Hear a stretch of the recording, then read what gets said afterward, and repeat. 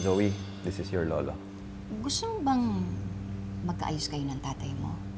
Gusto mo ba na kilalanin ka bilang anak at apo?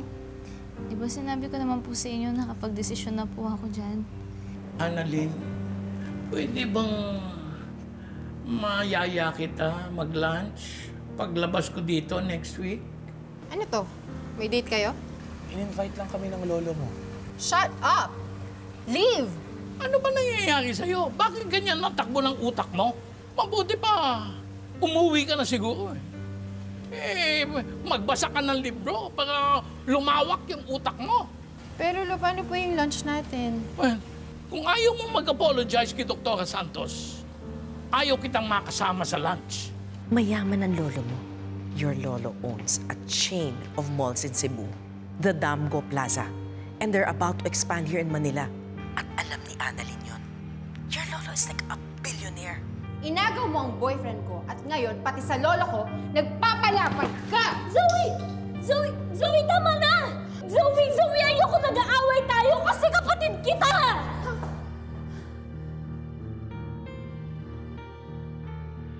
Kapatid? Anong kapatid? Bakit? Because we used to call each other sisters? Ha? Mandiri ka nga sa sinasabi mo. Zoe! Zoe, tama! Zoe, totoo yung sinasabi ko! Kapatid kita! Zoe! Zoe! Zoe! Nasasaktan si Annalyn. Nasasaktan siya dahil nasasayangan siya sa dati niyong samahan na para na kayong magkapatid. She only has herself to blame. I let her into my life. I treated her like a little sister. Pero anong ginawa niya? Inagaw niya si Luke from me. She hurt me, just like how you're hurting me right now. Kasi kinakampihan mo na naman siya over me. Wala akong kinakampihan sa inyong dalawa. Really? Eh bakit ka nandyan sa side ni Annalyn? Bakit wala ka dito sa tabi ko? Ha? Lagi na lang si Annalyn yung tinutulungan mo. Pero how about me? Do you even remember the last time you helped me? Zoe, please. No! I've had enough! Magsama kayo ng anak-anakan mo.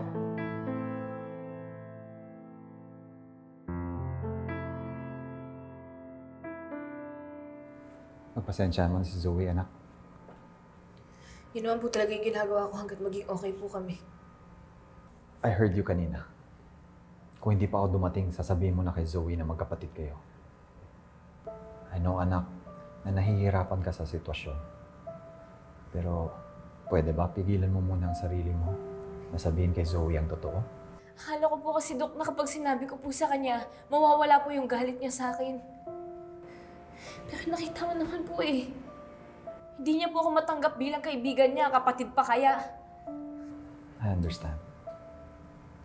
Pero nakikiusap ako sa'yo na sana pag dumating yung panahon na kailangan malaman ni Zoe, sana manggagaling sa akin.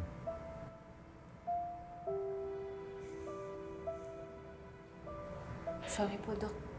Pinangunahan pa po kita. Okay ka lang ba? Nasaktan ka? Okay na po. Basta, Dok, ibabalik ko po yung dating meron kami ni Zoe. Para kapag nalaman niya po yung totoo na kapatid ko po siya, matatanggap niya po ako bilang kapatid niya.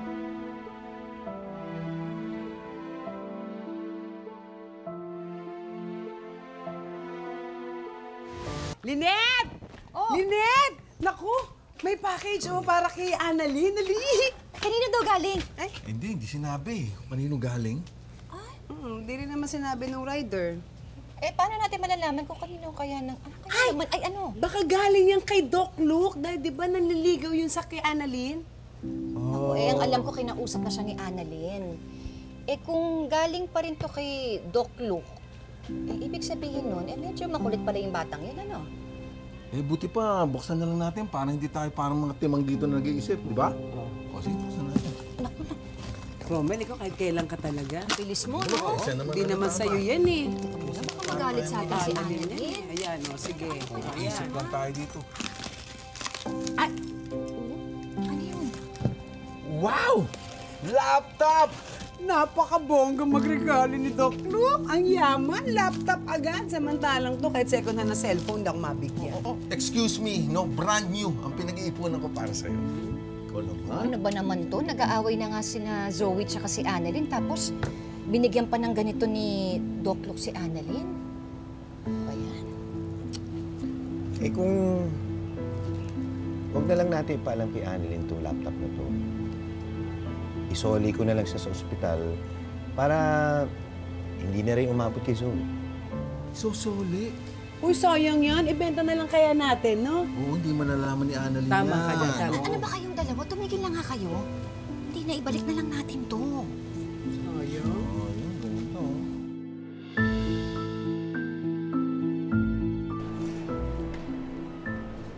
Mom, you were right. Pati kay Lolo, pumapapil siya. Lahat na lang inaagaw niya. Wala naman talagang gagawin mabuti yan si Annalyn eh. She's just like her mother. Para silang mga linta na lahat na lang kinakapitan, sinisipsipan at hindi bibitawan. Ikaw lang naman kasi itong nag-isip na pwede kayong maging magkaibigan ni Annalyn. And then now, look what happened. You wasted so much of your time treating her as your sister. I know. Ayaw niya pa akong labanan kasi daw magkapatid kami. May wishful thinking pa siya kanina na wala naman daw masama kung magkapatid kami. She said what? Sabi niya, magkapatid daw kami. Ay nako, nababaliw na talaga yung Annalyn na yan. She's delusional. Pinaramdam mo lang sa kanya kung ano yung feeling na sisters kayo, aba, ayaw na mag-let go. Hindi lang yun. Sobrang paawa niya. Kaya tuloy pati si Lolo at si Daddy, kinakampihan siya.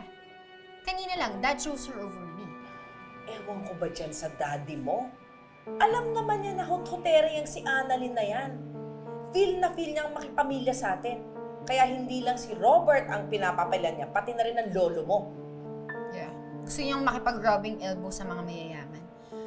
Alam mo, Mom, kung si Lolo at si Dad maloloko niya, ako hindi. Kasi alam ko na yung tunay na kulay niya. I'm done being friends with her. Correction, anak. You were never friends with her. Naawa ka lang sa kanya at pinagbigyan mo siya. She used you and abused you. Deserve niya talagang maaway at masabulunan. So that she knows what her place in this world is. Na she'll always be below me.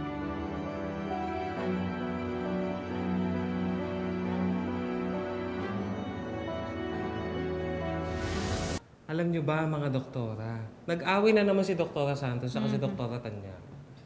Eh, ano bang bago dun? Sigurado si Annalyn na naman ang kawawa.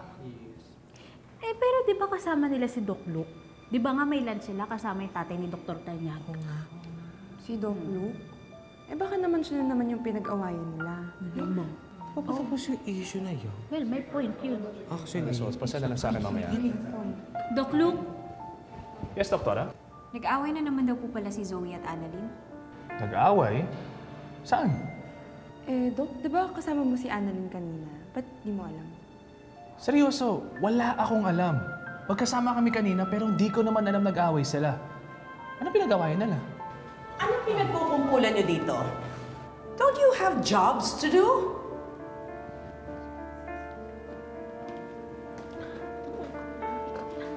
Oh, kayong dalawa, ano pang tinatayo niyo dyan?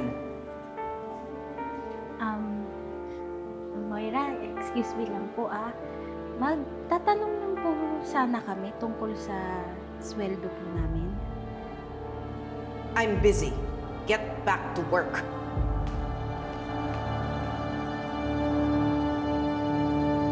Busy? Eh, hindi naman inaasikaso yung sweldo natin eh. Mars! 2 buwan na tayo hindi sumusweldo. Oo nga eh. Sweldo naman natin yun eh, di ba? Alam mo, Mars, hindi na to tama. Ano na bang sabi ng union? Eh, halos lahat naman tayo dito. Di pa sumisweldo, nagtatrabaho naman tayo ng maayos. Exactly! Napapatalsik na ako dun sa dami ko, Mars. Eh, ako man, di ba may hinuhulugan pa?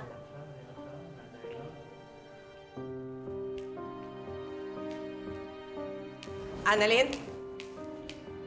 Akala ko ba genius ka? Hindi ka ba nag-iisip? Mama Moira, bakit po? Moira, Stop insulting my daughter. I will.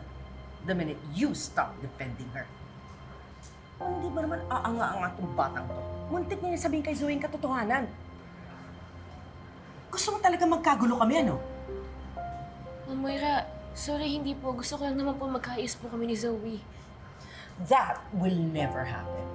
Hinding-hindi makikipagkasundo sa'yo si Zoe. Kaya huwag ka na umasa. Pwede ba, Robert? Pagsabihan mo nga to. Dahil kapag hindi ako nakapagpigil, I will make sure her life as a doctor is a living hell. You do that, Moira. And I will personally be the one to tell Zoe the truth. Sige na, Annalyn. Iwan mo na kami. Sorry po ulit. For the peace of our family, layuan mo na yung anak ni Lynette. Choose your real daughter. Annalyn is my real daughter. Kahit na hindi mo tanggap, Moira. I love Zoe. Pero hindi mo ako pwede pagbawalan na lumapit kay Annalyn.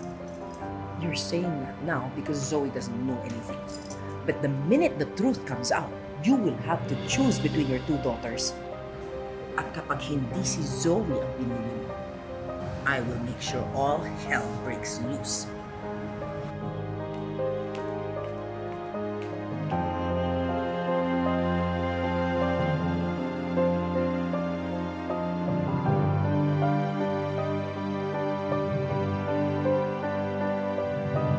Make sure to check his vitals and neurovitals every hour.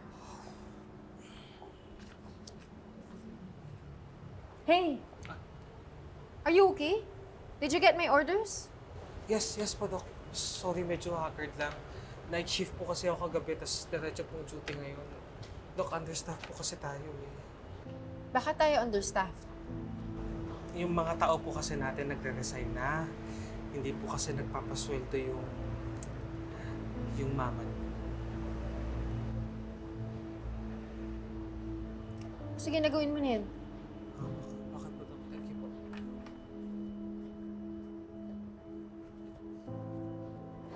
Zoe! Babalik ko lang tong ballpen na pinahiram mo sa akin. Thank you, ah. Sa'yo na yan. Hazardous waste na yan. Galing sa'yo eh. Zoe, gusto ko lang naman ibalik yung dating friendship natin. I told you, we will never be friends again. Pero di ba... Pero what? Dahil pinahiram kita ng pen, feeling mo friends tayo? Ano ba? Grade 6 ka ba? Walang meaning yun. Di ba sinabunutan kita? Yun ang may meaning. And you know what that means? It means that I hate you. To the bones, muscles, and cartilages. Zoe, ano bang kailangan kong gawin para mabalik yung dating meron tayo? I want you to die.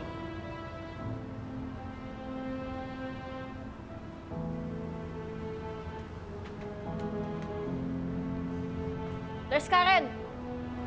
Yes po.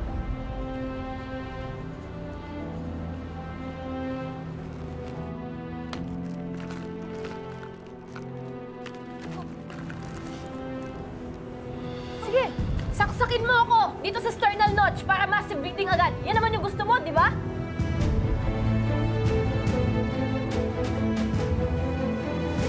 Bilisan mo para masatisfy ka na! Ang arte mo? Sa tingin mo, gagawin ko yon? I'm not stupid. Gagawin mo pa akong killer? Gusto mo pa akong makulong? Mamatay ka mag-isa mo? Ano, Zoe? Wala na ba talagang halaga sa'yo yung mga nangyari sa atin sa bundok? Wala. Pero alam mo yung wish ko, everyday, na sana napuruhan ka na dun.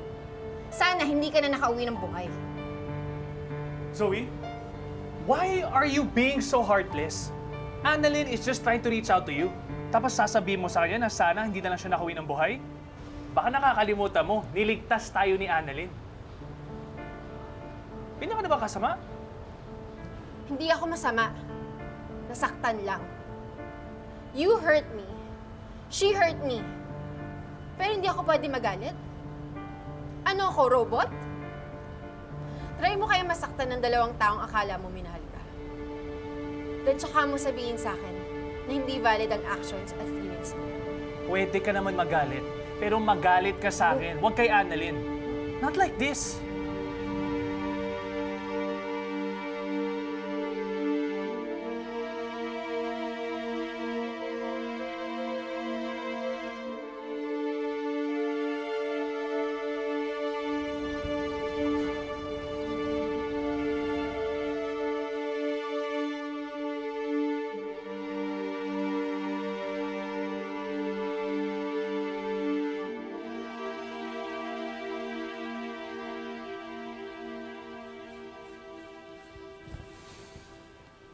Michael? Chang. Anong ginagawa mo dito? Hinihintay ko lang si Dr. Tanyag. May sosoli ako sa kanya.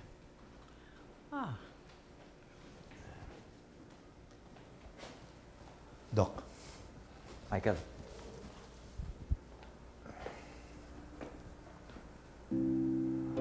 Ano yan? Akala ni Lynette, kay Luke galing to. Pero alam ko na galawan mo, Doc. Eto, susoli ko na sa'yo. Ayaw kasi ni Annalyn na makatanggap ng kahit na anong regalo galing sa'yo. Kaya pwede ba? Tigilan mo na siya, Dok.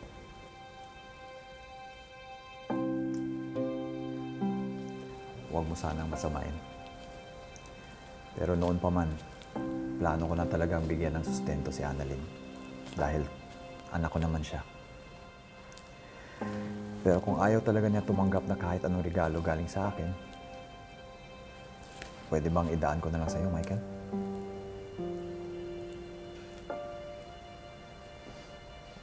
Maraming salamat, Dr. Tanyag, pero hindi na kailangan eh.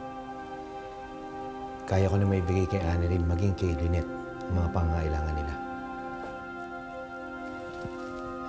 Tsaka, huwag mo rin sanang masamain. Pero sa tingin ko mas makakabuti na hindi ka na rin ma-involve sa buhay ni Annalyn.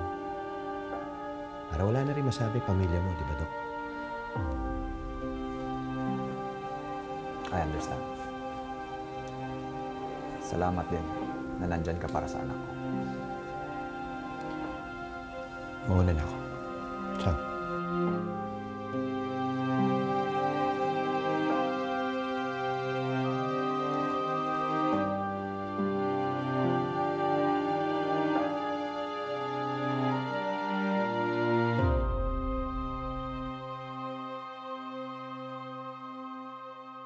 Doc, laptop po ba yan? Oo. Ay, kailangan ni Annalyn yan. O gustong-gusto niya magkaroon yan, matagal na. Paano kaya kung ialok ko uli sa kanya? Tignan natin. Baka magbago siya ng isip, tanggapin. Pero, paano yung sinabi ni Michael? Kailangan ng apo ko yan eh. Siguro nahiya lang siyang tanggapin dahil kay Michael.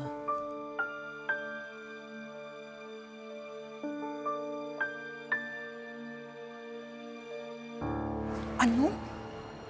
Tatay mo si Doc Tanyag. So, ibig sabihin, magkapatid kayo ni Zoe. Shh. Ingay mo. Sorry ako lang napagkwentuhan ko nito. Hindi naman sa wala akong tiwala sa mga kasama ko dito sa Apex. Pero syempre baka kasi mamaya, di ba? May makarinig, tapos makalabas, tapos makakating kay Zoe. Ayoko naman iris na malaman ni Zoe. Kamusta na ba kayo ni Zoe? Yun, galit pa rin siya sa akin. Naisip ko nga, siguro kung namatay na lang ako sa bundok, mas matatanggap niya pa magkapatid kami. Lu, huwag mong sabihin yan, uy. Maraming malulungkot pag nawala ka. Isa na ako dun. Yan ka na naman eh.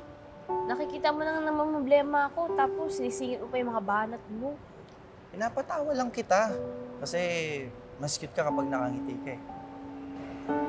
Yan ka na naman. Hindi, Dok. natutuwa lang ako kasi sa akin ka nagkakwento. Feeling ko tuloy, ano tayo? Ano? Magjowa? Ganon? Feeling ko. Oh! Ganun oh, magka-close. Ikaw, kung anong pinag-iisip mo, Dok, ha? Yusin mo. Kaya, Ano naman? hindi, pero seryoso, no? Dapat kasi hindi na lang din ako nagsinungaling kay Zoe tungkol dun kay Doc Luke. Hindi mo naman kasalanan yun eh. Alam mo, kasalanan yun ni Doc Antonio eh. Kasi siya lang naman itong nangungulit sa'yo eh. Tsaka alam niya naman na magagalit sa'yo si Zoe, mag-aaway kayo kapag nalaman niya na ikaw yung nililigawan ng ex niya, di ba? Ito talaga minsan si Doc Luke, patangkad lang eh. Kahit na, hindi pa rin dapat ako nagsinungaling kay Zoe. Dapat sinabi ko na lang yung totoo sa kanya, di ba? Wala tayong magagawa. Tapos na eh.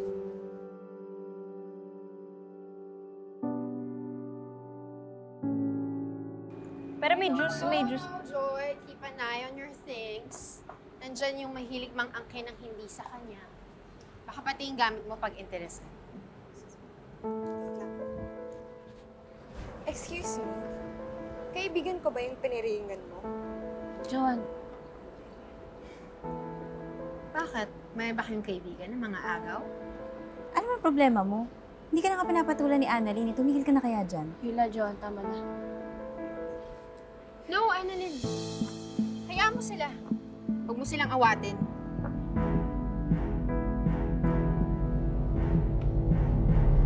How are my favorite residents? Hi, Doc. Doc.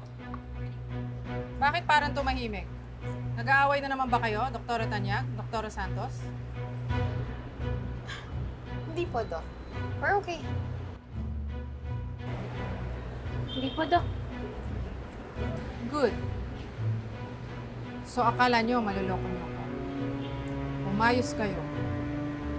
I am here to personally endorse you to your chief resident sa New Research. Doc? Dr. Patricia Menor. Hi, girls!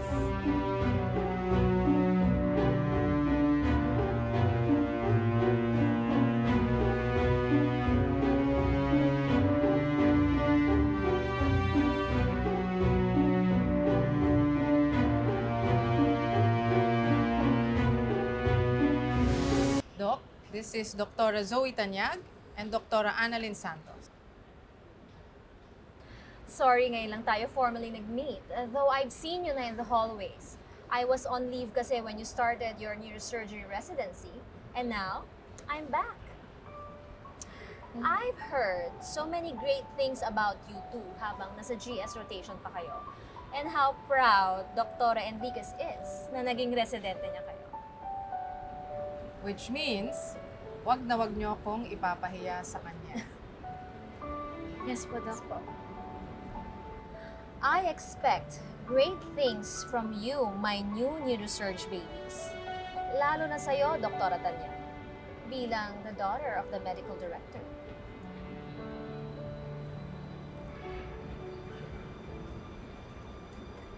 Naka-false eyelashes ka ba? Oh, of course no po, Doc. Ang haba kasi. Ayoko na ang mga residente ko ay naka-false eyelashes ha. Baka maglaglagan yan during a burr-hole craniotomy. Horror talaga siya. And you, oh, our wonder child. Tama ka nga, Katie. She looks like a fairy tale. Oh, I'm so excited to work with you. I'm sure magiging besties tayo. Welcome to the new research. Oh, come here.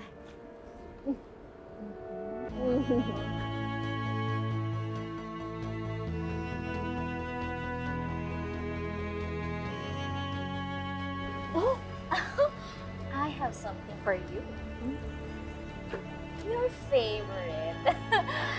I did my research. Thank you po. Thank you po. Tara na, Katie. Okay, see you, girls. See you po. See you, Doc. Wow! Thank you, come here. Ang sarap naman ng wafers, Kain tayo. Ibang klase din naman talaga ang timing mo, no? Kung kailan kumukulo yung dugo ko sa asawa ka, bigla ka na lang susulpot. Nakipagkita ka na naman sa kanya, no? Iyong-iyo na ang asawa mo. Ang laki pala ng utang ng hospital sa mga sweldo sa mga staff. Ba't naman kasi nangako kang sagot mo? I had to do something. Without these people, the hospital would be crippled. At ikaw naman, Michael, hindi mo dapat pinangunahan si Annalyn at si Lynette doon sa alok ni Doc Tanyag na magbigay ng sustento.